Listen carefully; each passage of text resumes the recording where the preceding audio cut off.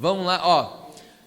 Hoje nós estamos no 105º dia da exposição bíblica, Epístola aos Efésios. O tema de hoje é aquilo que não convém a santos. Abre o seu coração para esse estudo, porque essa palavra é para limpeza espiritual e para avivamento da nossa fé. Vamos lá.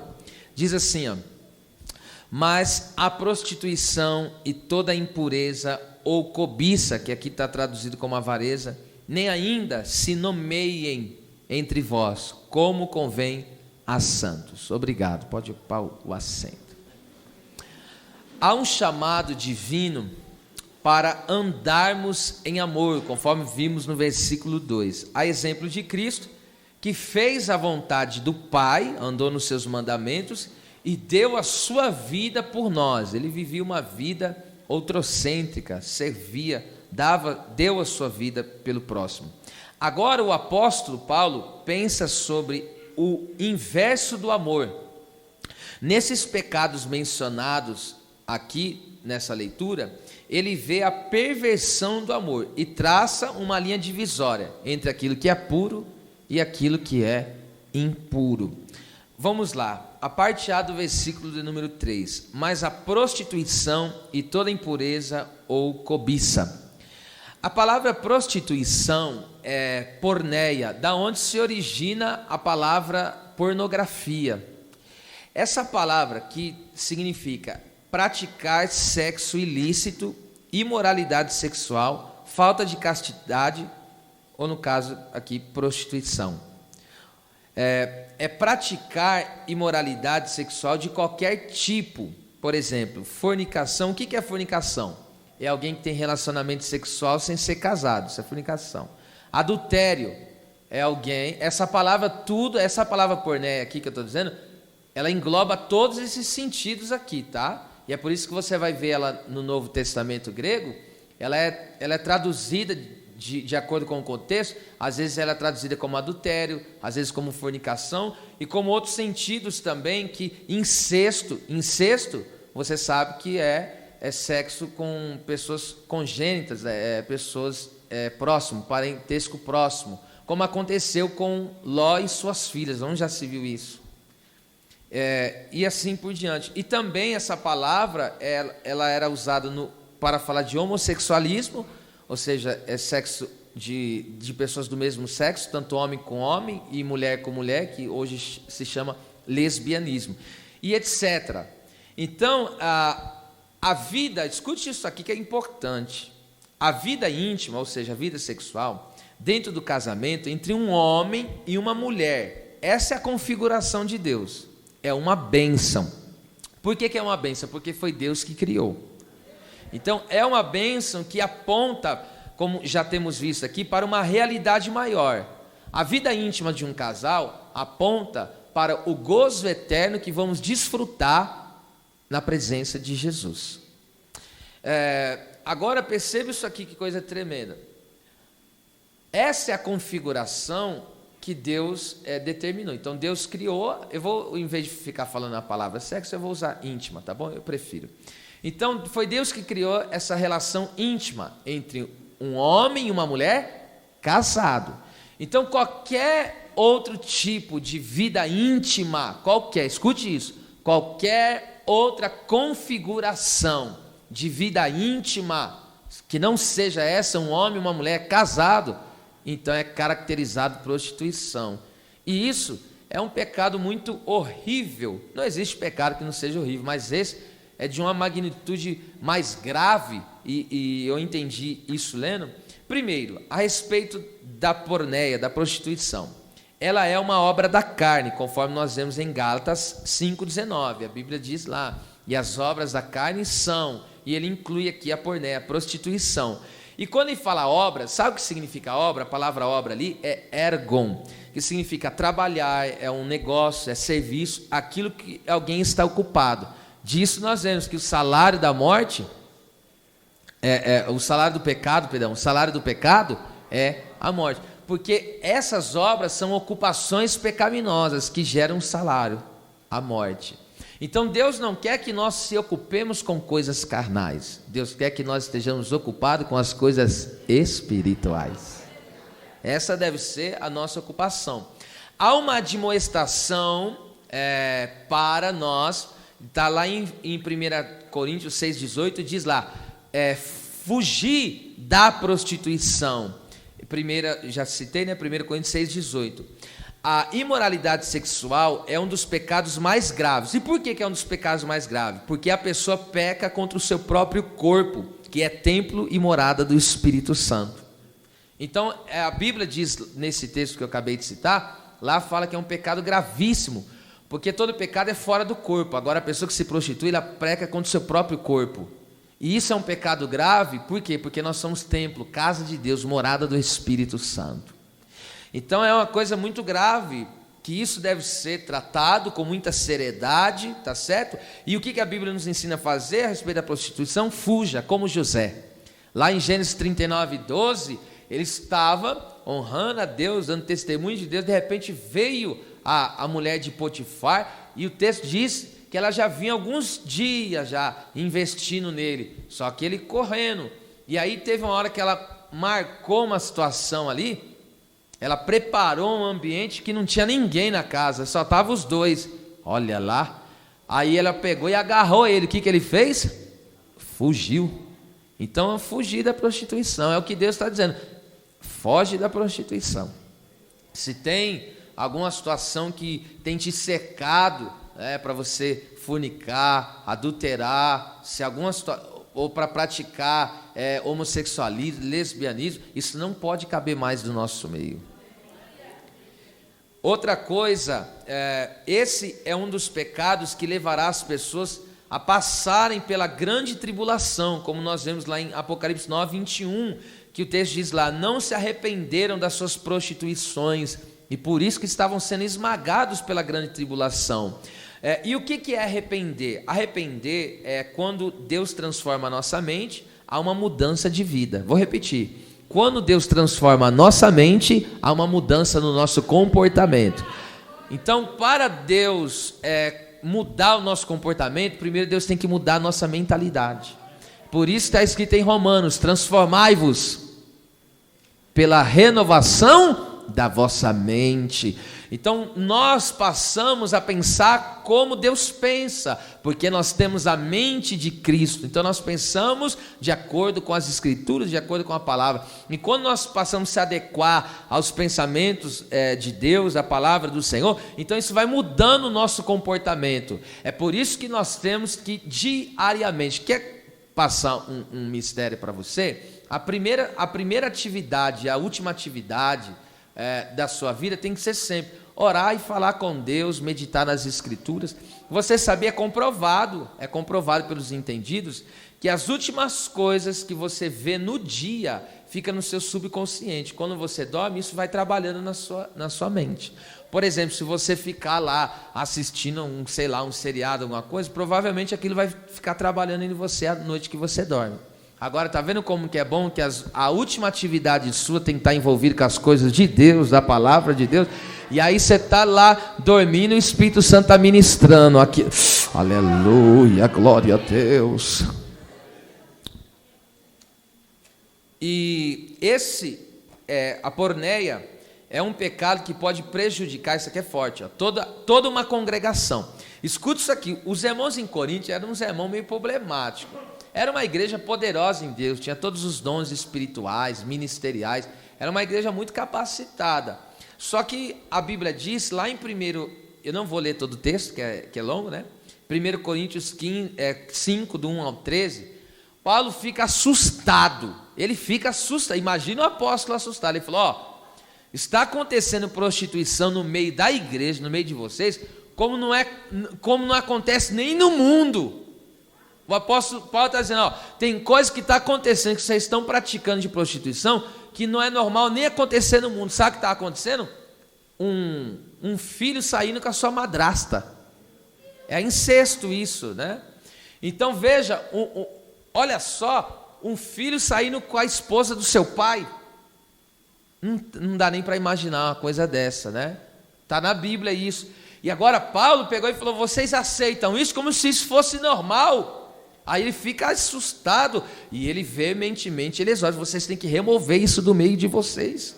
Vocês não podem conivir com um pecado tão grave como esse. Vocês devem disciplinar esta pessoa que está cometendo tal ato pecaminoso. Aí ele usa o texto, 5:6 de Coríntios, ele fala assim, ó, olha que coisa tremenda, ele fala: um pouco de fermento leveda toda a massa. Você já reparou quando você põe uma gotinha só, uma pitadinha só de fermento, o que acontece com a massa? Ela fermenta. Então um pecado como esse, prostituição, vai contaminando toda uma igreja. Vai contaminando. Olha o que ele falou: um pouquinho de fermento leveda, fermenta toda a massa. Sabe o que Paulo está dizendo? Se nós não tratarmos o pecado da prostituição, isso vai comprometer a congregação toda. Então, quando alguém vive uma vida prostituta, uma vida imoral, sexualmente falando, essa pessoa não está só se destruindo, e Deus vai ter com essa pessoa, porque ela está destruindo o corpo do Espírito Santo, o templo do Espírito Santo, mas ela está também trazendo coisas negativas para o meio do rebanho. Então isso tem que ser tratado com muita seriedade. Pastor, tem como vencer isso? Tem, no poder da palavra de Deus, no poder do Espírito Santo. Então, aqui olha só que lindo esse texto. Agora Deus revela a sua vontade para nós. 1 Tessalonicenses 4, 3 e 4. Olha que lindo.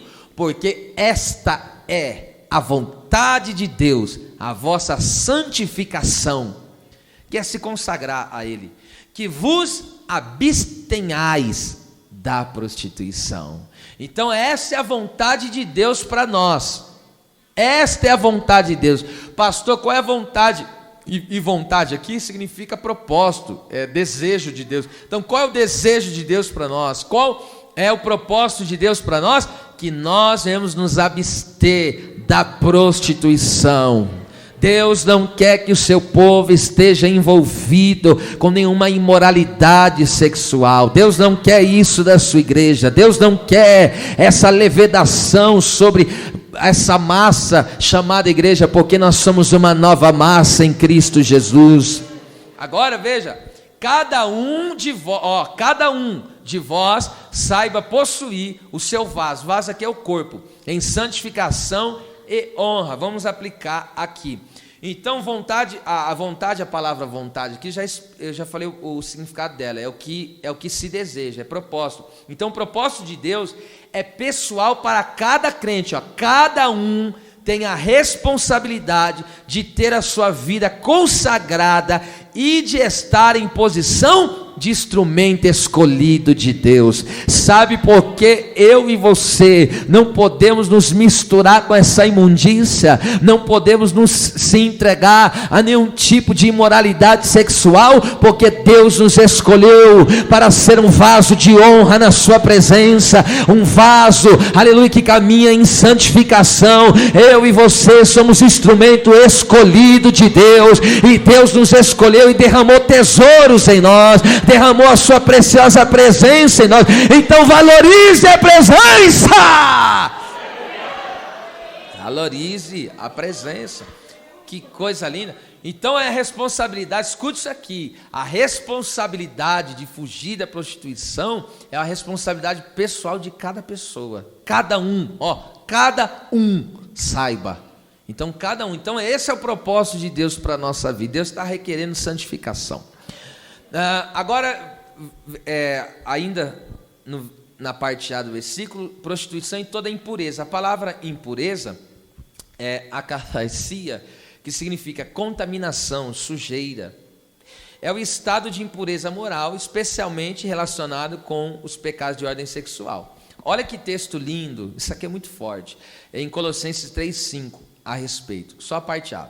Mortificai, pois, os vossos membros que estão sobre a terra, a prostituição, a impureza, a acarthaisia, impureza aqui. Então veja só, o que é mortificar? A palavra grega aqui é necró, que vem de necrotério, tal. O nosso português é muito influenciado pelo grego. Isso significa entregar à morte, destruir a força de, cessar completamente com uma atividade. Então, através da presença habitadora e do poder do Santo Espírito, toda atividade carnal perde a força. A obra do Espírito, o fruto do Espírito é maior do que as fraquezas e as inclinações carnais. Vou falar de novo isso aqui. A obra do Espírito, o poder do Espírito, o fruto do Espírito é maior do que toda fraqueza, inclinação carnal. Louvado seja Deus! E através da presença habitadora, da presença poderosa do Espírito Santo, o que acontece? Aleluia, nós entregamos toda a inclinação carnal à morte. Você já viu algum morto responder? Você já viu algum morto sentir? Você já viu algum morto desejar? Então a tua carne não vai desejar mais, ela não vai querer mais. Por quê? Porque já morreu. Você mortificou essa carne. A presença do Espírito Santo veio com tanta graça, com tanto poder, que agora você tem nojo. Era macandaraia. Glória a Deus. A presença do Espírito Santo, ela é poderosa, ela é maior do que qualquer impureza, qualquer sujeira, qualquer contaminação. Aleluia. Deus está chamando a sua igreja nesta noite: mortificai, entregue toda a inclinação carnal. Aqui é claro que está sendo aplicado dentro do contexto, está falando de moralidade sexual, mas é em qualquer área da nossa vida que eu já aplico. Se há alguma inclinação carnal, mortifica ela no poder do Espírito Santo. Há poder do Espírito Santo para agir na nossa vida, para trabalhar na nossa vida, e eu estou profetizando: você vai viver uma comunhão tão profunda, tão íntima com o Espírito do Senhor, que todas as inclinações carnais não terá força. Aí o inimigo vai vir com a tentação, uma oportunidade de você cometer impureza, de você se sujar. Aí você fala: não sinto mais nada por isso.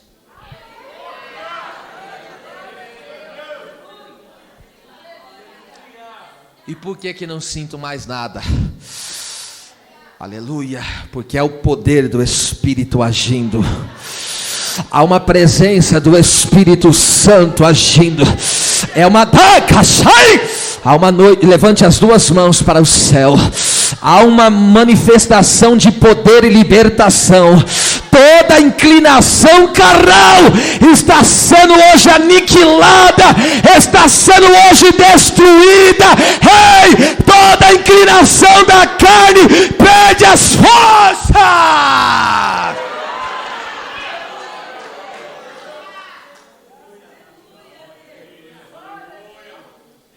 Pastor, eu não aguentava olhar uma revista, eu não aguentava, a hora que eu ia para a internet, já não aguentava, já caía na pornografia. Isso acabou na tua vida.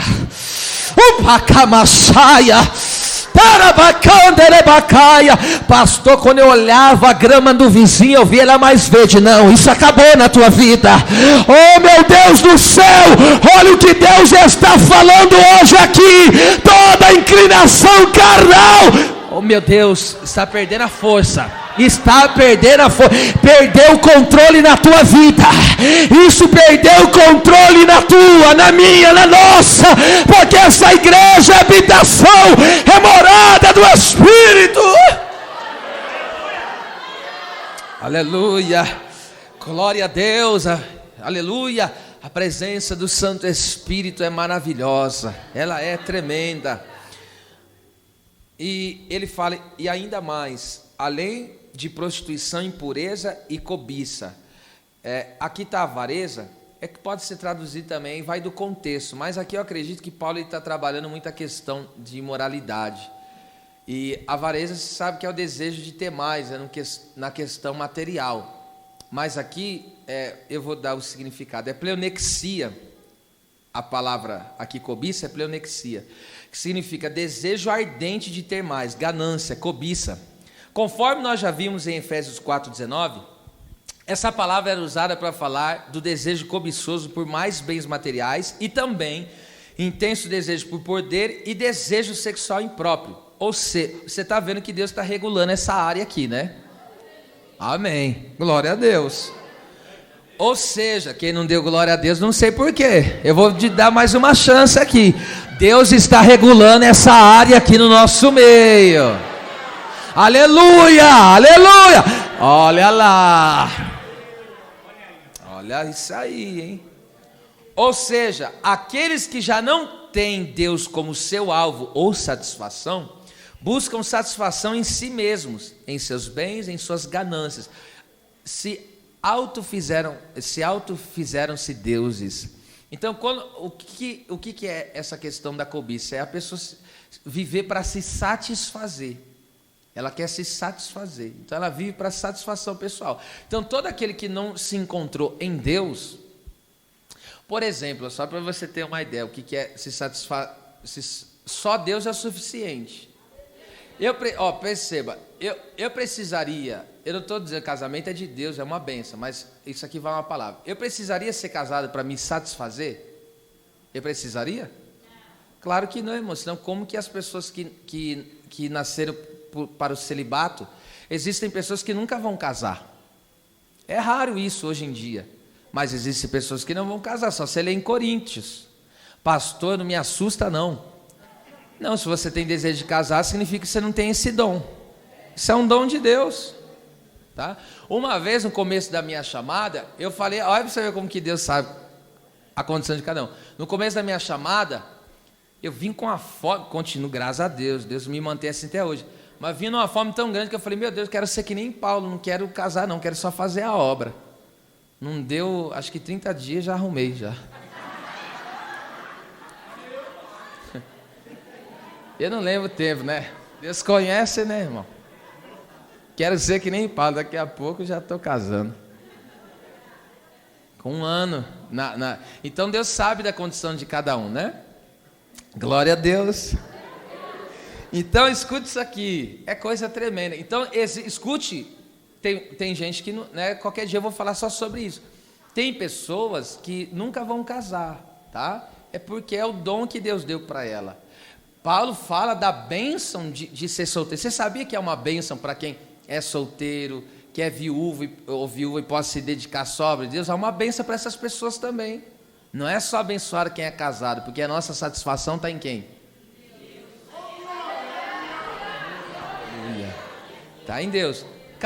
Por isso que Paulo falou, cada um fique na vocação com que foi chamado. Tá? Tem gente que foi... Paulo falou, tem gente que foi chamado para ser casado. Agora tem gente que foi chamado para ficar solteiro. Cada um fique no seu chamado. Então, eu tive que falar isso aqui, não estava na mensagem, mas é bom, né, para trazer uma clareza. Agora, escute isso aqui. Nesse contexto, é bem provável que Paulo esteja enfatizando a cobiça. A cobiça é um pecado tão terrível que pode levar a pessoa a transgredir todos os mandamentos. Nós já vimos isso aqui também, mas vale a repetição pela importância do que falo. Lá em Êxodo, capítulo 20, versículo 17, a Bíblia Sagrada fala que o 10º mandamento é o quê? Não cobiçarás os bens do teu próximo, o boi do teu próximo, a mulher do teu próximo, aí coloca uma lista lá. A gente não deve desejar nada o que é de ninguém. Então não temos que ter desejo do que é dos outros, a gente tem que ser grato a Deus por aquilo que Deus nos deu. E colocar em Deus a nossa satisfação. Por que tem pessoas que se sentem vazio e procura de alguma maneira, procura nas drogas, procura na prostituição, se satisfazerem? Porque não fez de Deus a sua satisfação. Então ela tenta se encaixar ali. Agora aquele que faz Deus a sua satisfação, pronto, o resto é como diz, busca primeiro o reino. As demais coisas ele vai acrescentando. Diga com a mão direita levantada, isso é pedagógico, diga, o meu Deus é a minha satisfação. Se é verdade, adore o nome dele por essa palavra. Aleluia, aleluia, glória a Deus.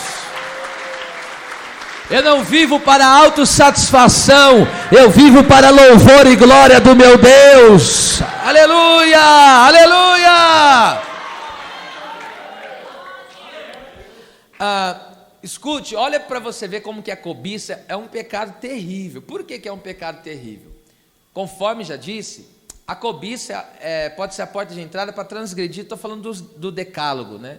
Tem lá os 10 mandamentos, ou as 10 palavras, como alguns dizem. Aí está lá, qual que é o primeiro mandamento? Não terás outros deuses.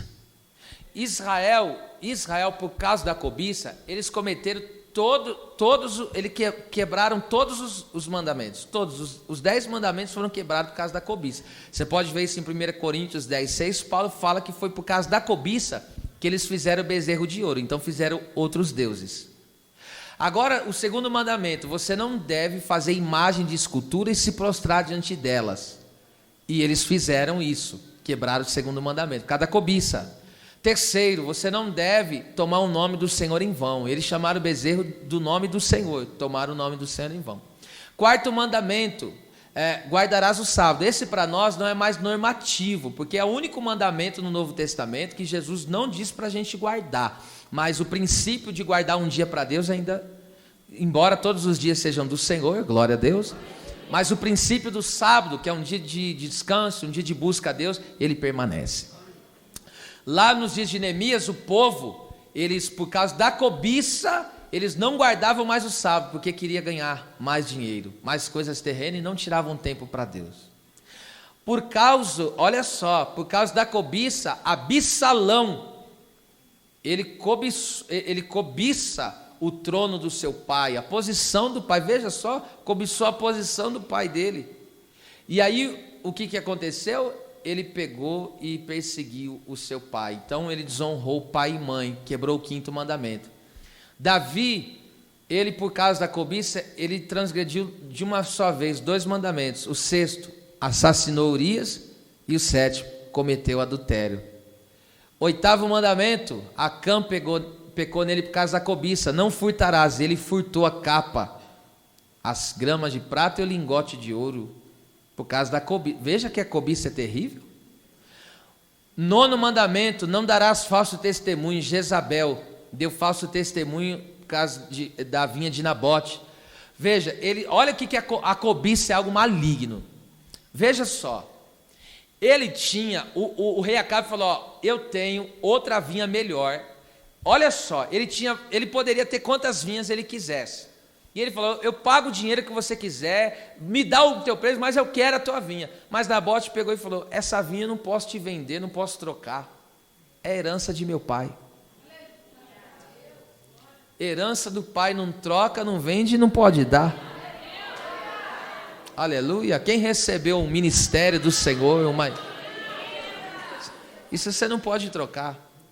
E aí a Jezabel pegou e falou, já que você não quer me vender, então vou arrumar uma. Aí pegou 3 vadios, 3 filhos de Belial, e colocou uma palavra de mentira na boca deles, e falou que ele tinha blasfemado. E no fim, por causa da cobiça, deram falso testemunho de Nabote. Então esse pecado é terrível. Agora escute só isso aqui. Davi, ele viveu a pior tragédia da sua história por ter cobiçado a mulher do próximo. Você sabe, já citei aqui o evento de Betseba.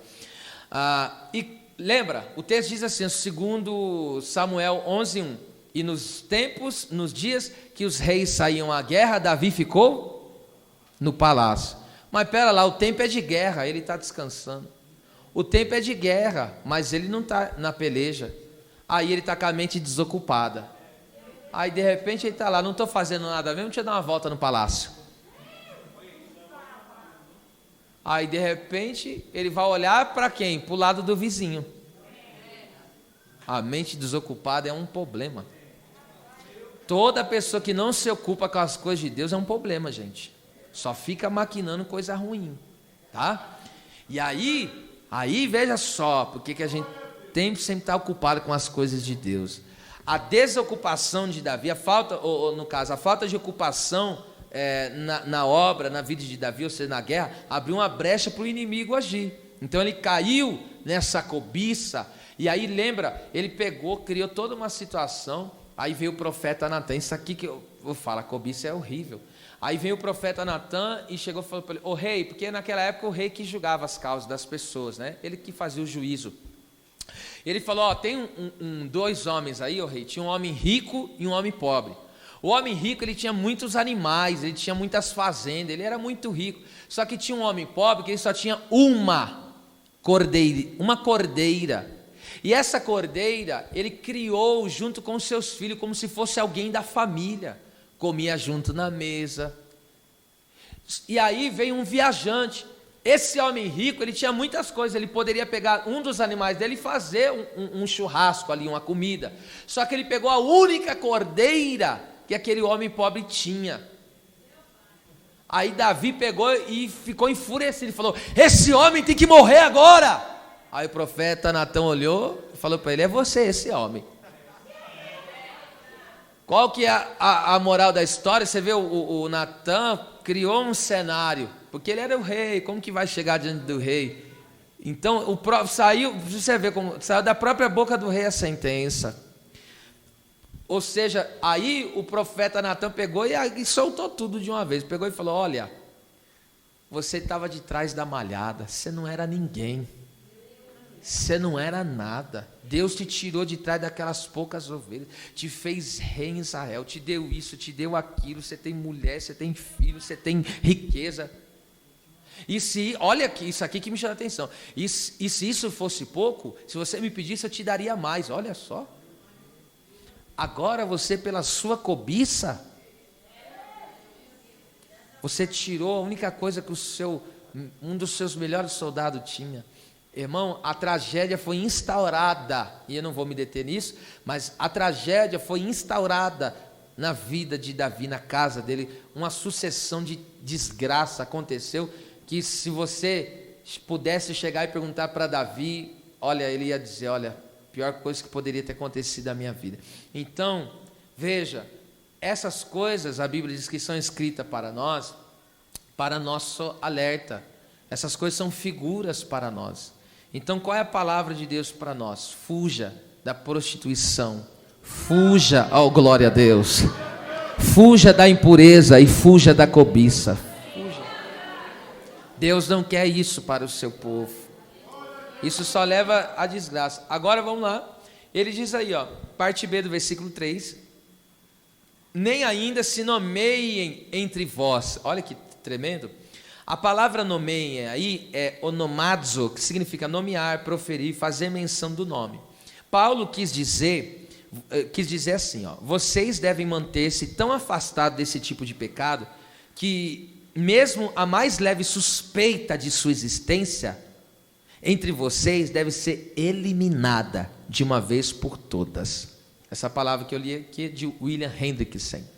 Então você percebeu, ainda você tem problema, você olha para uma pessoa, você deseja ela, está aí no coração esse problema, tem que ser tratado. Pastor, eu quando fico perto de uma pessoa, enfim, eu acabo me inclinando aí, pessoa do mesmo sexo, ainda tem essa inclinação. Se ainda tem, isso precisa ser tratado, tá? Isso aqui não é uma exposição, isso aqui é uma revelação de Deus, para que isso seja tratado no meio da igreja, porque se Deus não tratar aqui, vai ser tratado aonde? Conhecereis o quê? A verdade, e ela está libertando a cada um de nós. A verdade de Deus ainda. Então, se há algum resquício ainda de inclinação carnal, olha, Deus está fazendo uma cirurgia no poder da sua palavra.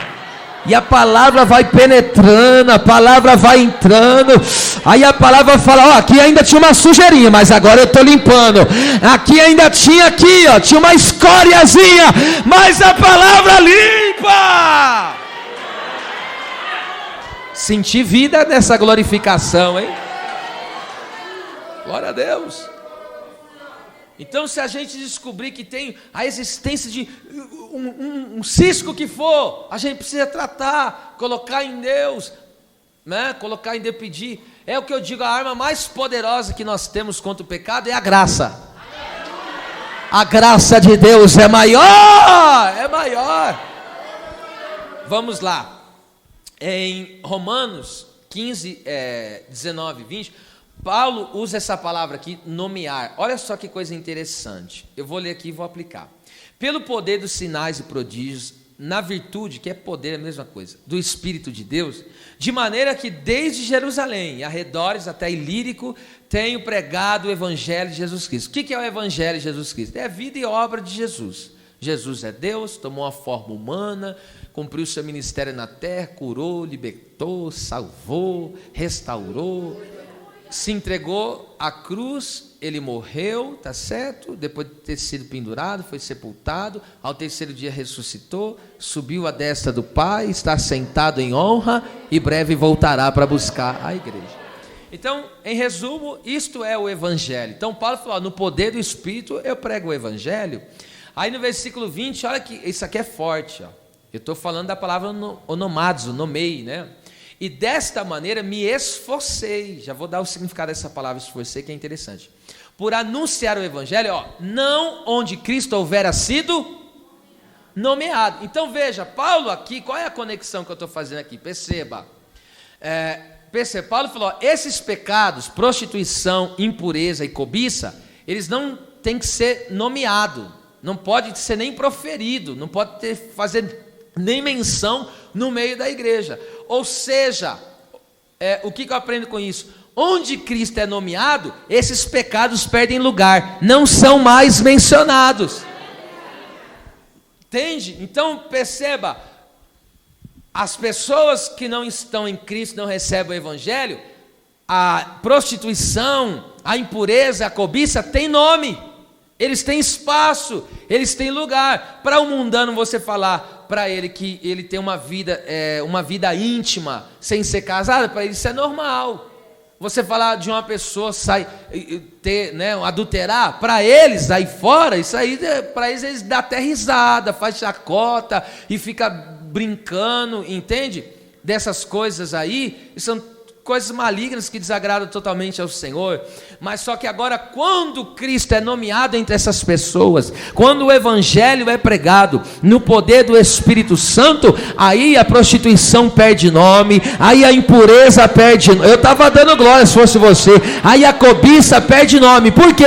Porque o nome de Jesus está acima de todo nome. Até então a prostituição imperava, até então a impureza imperava, até então a cobiça imperava, mas veio Paulo e falou, o Evangelho chegou, o Evangelho chegou, o Evangelho liberta no poder do Evangelho.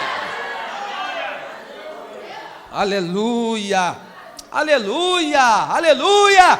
É Cristo é nomeado nesta casa, Cristo é nomeado na minha vida, Cristo é nomeado na sua vida. Glória seja dada ao nome do Senhor. Esses vícios pecaminosos perderam lugar no nosso meio. Aqui só tem espaço para o Cristo vivo.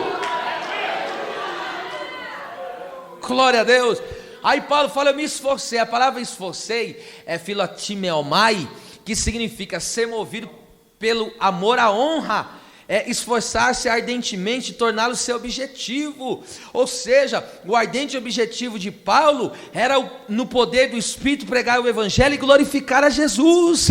Aleluia. Então nós temos que nos esforçar por amor à honra do nome do nosso Deus. Nós devemos se esforçar a anunciar o Evangelho, a testemunhar de Jesus Cristo. Você sabia que você quer conhecer uma igreja cheia do Espírito Santo? Sabe qual que é? Eu vou te dar 2 sinais de uma igreja cheia do Espírito e de um crente cheio do Espírito. Primeiro sinal, ele ama e glorifica Jesus acima de todas as coisas. Segundo sinal de uma igreja cheia do Espírito Santo, ama as almas, ele busca a salvação dos perdidos. Aleluia. E o Espírito Santo é o Deus desse povo, é o Deus dessa igreja, é o Deus desse ministério, é o Deus, aleluia, que habita em nós e nos leva a adorar a Cristo, glorificar a Cristo, servir a Cristo, exaltar a Cristo, bendizer a Cristo. Aqui não cultuamos personalidades, aqui não há espaço para vitrines de homens, para popstars, aqui não há espaço para estrelas, aqui não há espaço para artistas, aqui há espaço para os verdadeiros adoradores que adoram a Deus em espírito e verdade e reconhecem a Cristo. Levante as duas mãos para os... Meu Deus, eu vejo poder e autoridade nessas mãos levantadas. Adore a Cristo. Papácia, onde Cristo é nomeado, a prostituição pede.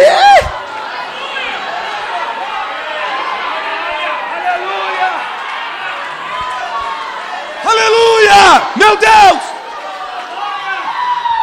Aleluia, diga que a mão direita levanta, você vai gritar comigo, diga: Jesus Cristo é glorificado na minha vida.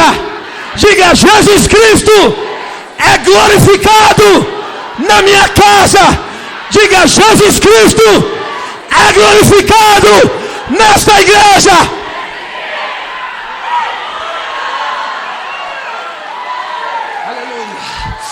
Só onde Ele é glorificado, vai glorificar a Ele agora. Eu vou te dar 30 segundos só para você glorificar Jesus. Jesus é digno de toda a glória. É barraçaia. Você tem a oportunidade de glorificar a Ele. Você tem a oportunidade de orar em outras línguas. Você tem a oportunidade de exaltar o seu nome. Aleluia. Candarápia, aleluia. Debaixo desta palavra, Deus me deu uma revelação. Cristo está sendo nomeado dentro da tua casa. Meu Deus, Cristo, para a cópia. Cristo, olha aí, pegou, desceu essa graça aqui, Cristo vai ser nomeado na tua casa.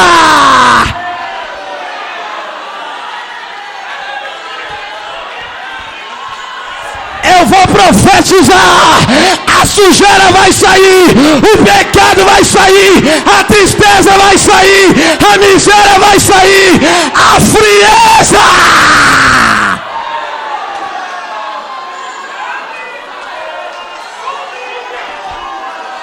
Oh meu Deus, desceu aqui, abre a tua boca para adorar, abre a tua boca para louvar, abre a tua boca para engrandecer, mortifica essa carne.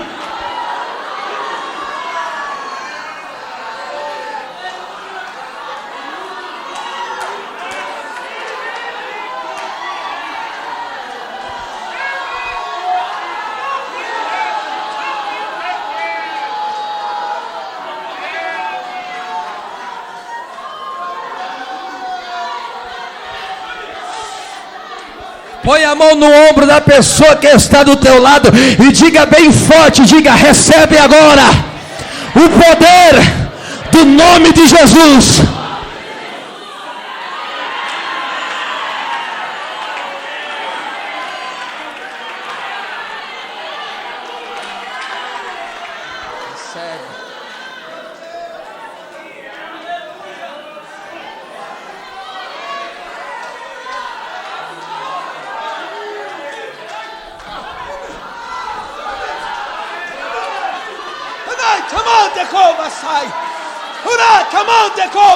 Vai segurar mesmo?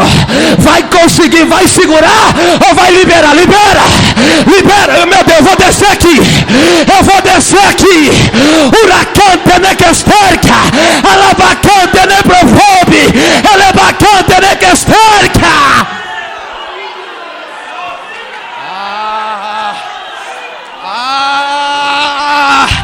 Esse vício vai cair, esse mal vai cair, o nome de Jesus.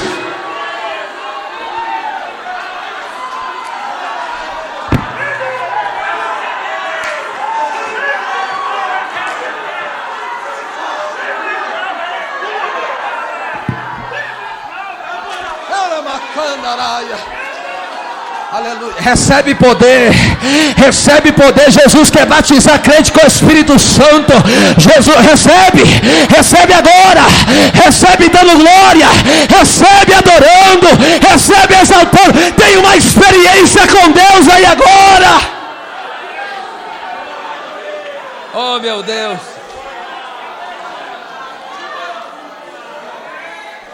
Meu Deus eterno.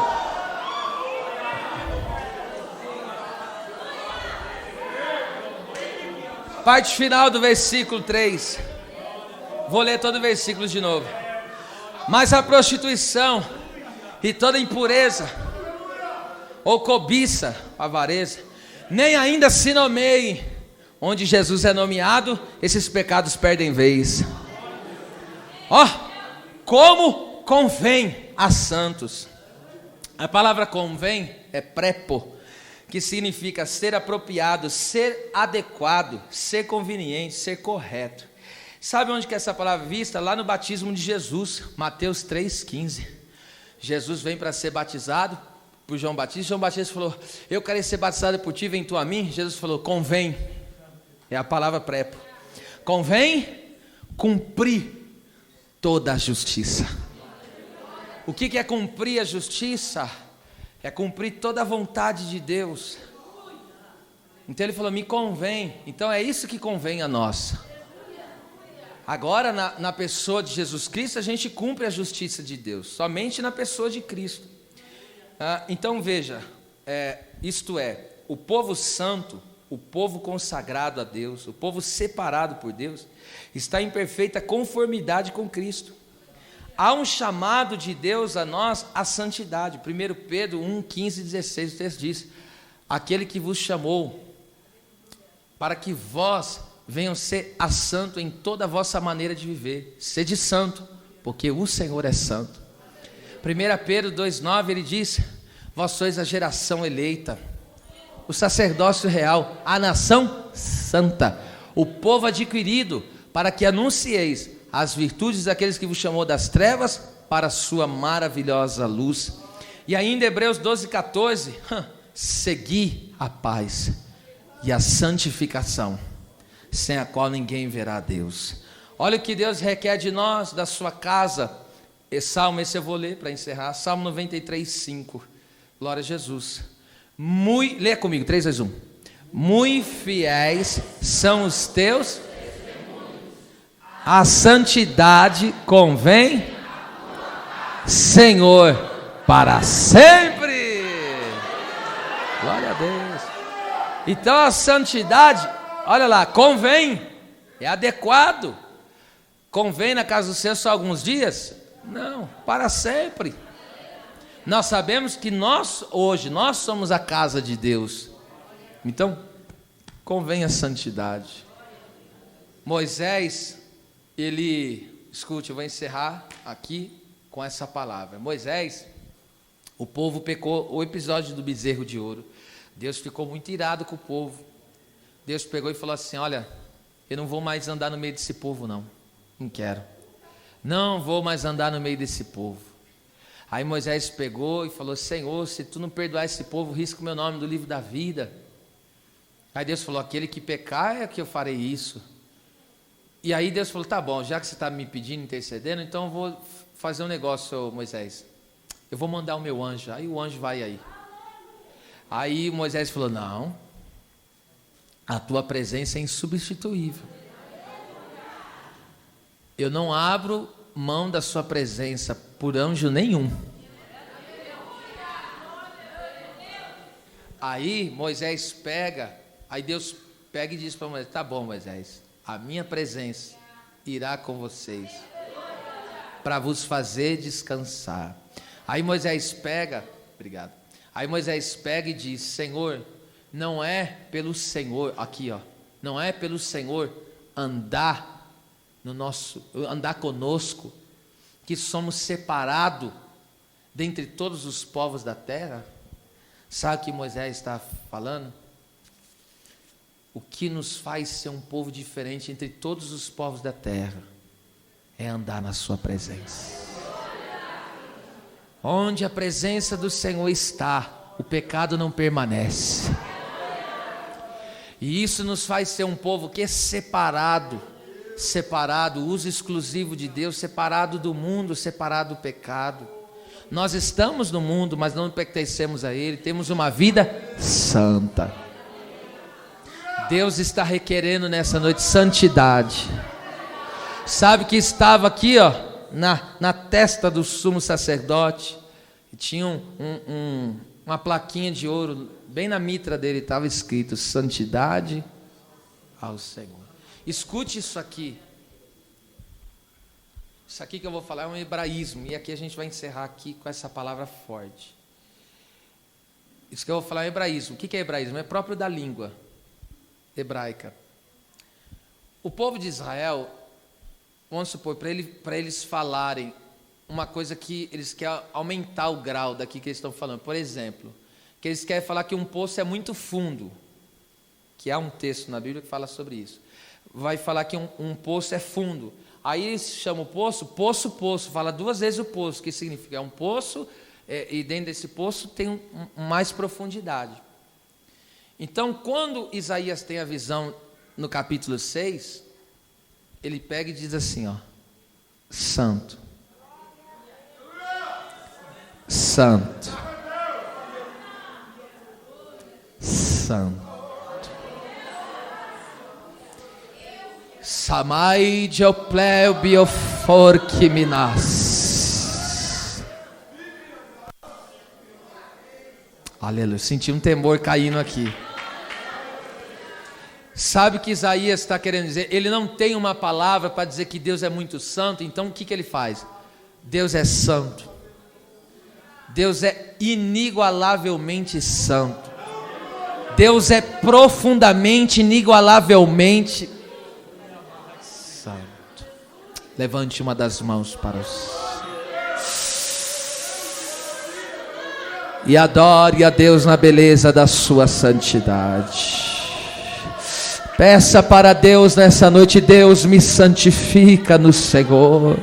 Me ajude, ó Deus, a ser santo como Tu és santo, Senhor. Recebe essa palavra profética ao teu coração. A impureza, a prostituição, a cobiça não cabe mais em nosso meio, mas convém a santidade na Tua casa, ó Deus. As palmas louve ao Senhor.